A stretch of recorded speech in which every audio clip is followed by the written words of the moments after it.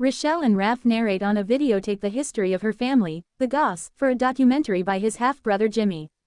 In 1949, Rochelle's grandfather Luis Go brings his Filipino wife Elisa to China but returns with her to the Philippines amid the Chinese Civil War after Elisa fails to get along with her parents-in-law due to cultural differences. After taking on menial jobs, Luis invests in the copra industry and with his hard work and ability to cultivate connections with the changing political leadership, builds up a business empire now headed by her eldest grandchild and Rochelle's sister, Vera. Luis and Elisa produce 2 children. The eldest is Daniel, who begets 3 daughters, Vera, Juliet and Rochelle from his wife Gina, and Jimmy, his son from another woman. Vera is a cold-hearted woman deemed the Tiger Lady, who dedicates herself to running the family business while looking down on her siblings. Juliet is a housewife and mother, while the free-spirited Rochelle is seen as the family black sheep for her scandalous behavior, lack of fluency in Chinese languages, and a shaky appreciation of her Chinese heritage. Jimmy is also a free-spirited man who is passionate for the arts despite his stutter and financial incapacity.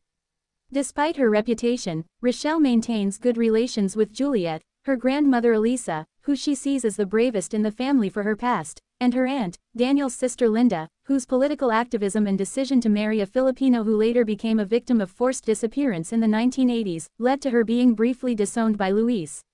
In the present day, Luis celebrates his 80th birthday when they are interrupted by Rochelle, who arrives wearing revealing clothes, brings along her disreputable boyfriend and gives Luis a porn video as a present. A drug addict, Rochelle is later arrested by policemen led by Raf, an Ilocano who becomes attracted to Rochelle and convinces her to turn witness in return for dropping the charges against her. While working as an asset, Rochelle and Raf develop a romantic relationship and resolve to marry, which her family opposes. Rochelle is further disowned by her family when she publicly implicates a family friend as a crime lord and fails to see her sick grandmother while she was with Raf. Meanwhile, Vera is also engaged to her longtime boyfriend Emerson, but their wedding plans are interrupted after Elisa dies. Emerson, concerned with how the Go sisters' lives are playing out, arranges for the sisters to meet and resolve their problems altogether, but during the meeting, Vera expresses her resentment at having to work hard throughout her life while her sisters appeared to have it easy, while Juliet complains that Vera keeps shutting her up and Rochelle accuses Vera of envying her free-spirited life as Vera storms out. After Juliet and Rochelle discuss the outcome with Emerson, the 2 sisters are abducted while Emerson is fatally stabbed while trying to help them. The Goss refuse to let the police intervene, but Raf manages to wiretap the family's communications with the kidnappers and stages a rescue operation, during which Rochelle narrowly survives after being shot while shielding Juliet from a kidnapper. At the hospital, Rochelle recovers and gains the respect of her family, including Vera, who expresses regret at not having taken Emerson's advice to reconcile with her sisters before his death.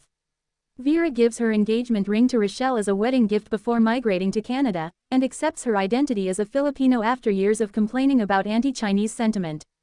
Rochelle and Raf's wedding pushes through with the Goss blessing, with Rochelle embracing her dual Filipino-Chinese identity and pledging to raise her children as such. The film ends with a presentation of famous Chinese Filipinos in history.